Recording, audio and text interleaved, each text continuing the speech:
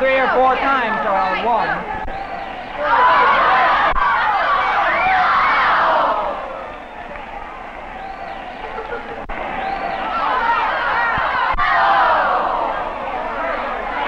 See, we haven't got a chance.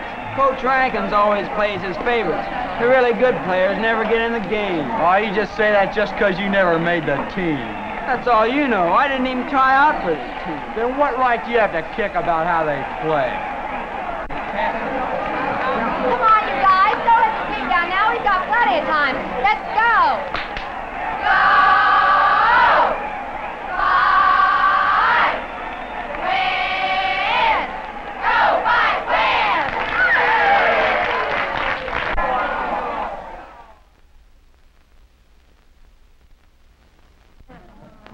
I told you so. I told you we couldn't win.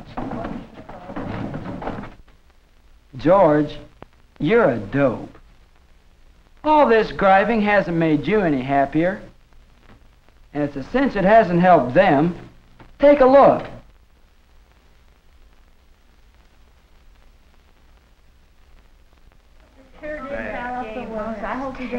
I didn't mind our team losing so much, but with a sour apple like George around, it seemed to make it twice as tough. And remember how we griped at each other for almost a week after the game? With George's attitude of never do, I sure don't see how he gets any fun out of life. Not only that, his griping always seems to ruin things for everyone else.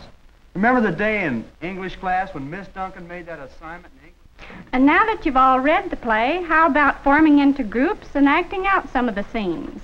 Hey, look, Mama's little boy in a big part. Let's see, George, how would you like to be chairman of one of the groups? I'd rather not. I'd just as soon read the plays as fool around with this make-believe kid stuff. I see.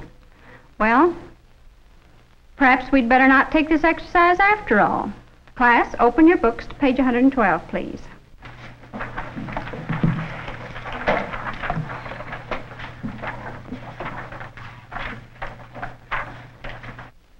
Now, why'd you have to go do that? You know it would have been fun to act out those scenes. You always gripe about school being so dull, yet you never help to make anything interesting. Take a look around you, George. You spread happiness like a blotter. George's griping sure has always seemed to gum up the words. We're great ones to talk. Do you realize we've been doing a pretty good job of griping ourselves all this time? We sure have. Oh, there's Bill. I'll see you, Francis. You know, the day that George Foster sees the bright side of anything, they'll probably declare a school holiday. Isn't that the truth?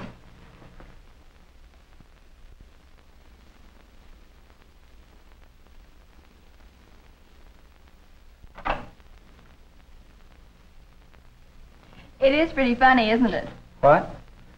No, it's kind of silly if you ask me. Oh, George, why don't you relax and quit trying to impress everyone with how stupid you think everything is? I'm sorry, George. Come on, let's go to assembly. I suppose you want me to sit by you so people will feel sorry for you.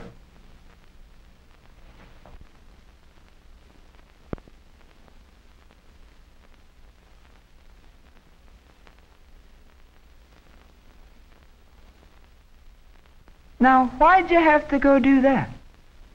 Betty's just about the only friend you got left. And yet, even with her, you gotta be your nasty old self and gripe. George, if you could see yourself as others see you, I'll bet you'd change. And right away, too. It's not hard to be one of the gang. All you have to do is help out, not be a continual griper. Tell you what.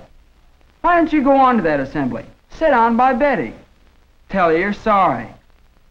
Oh, what's there to lose by trying? Come on, let's do it. And remember, smile. Well, there he goes. I wonder if George can really stop being the griper. Can he do anything about the griping in his home? If George could change, Will the other students accept him? Does George remind you of anyone you know? What do you think?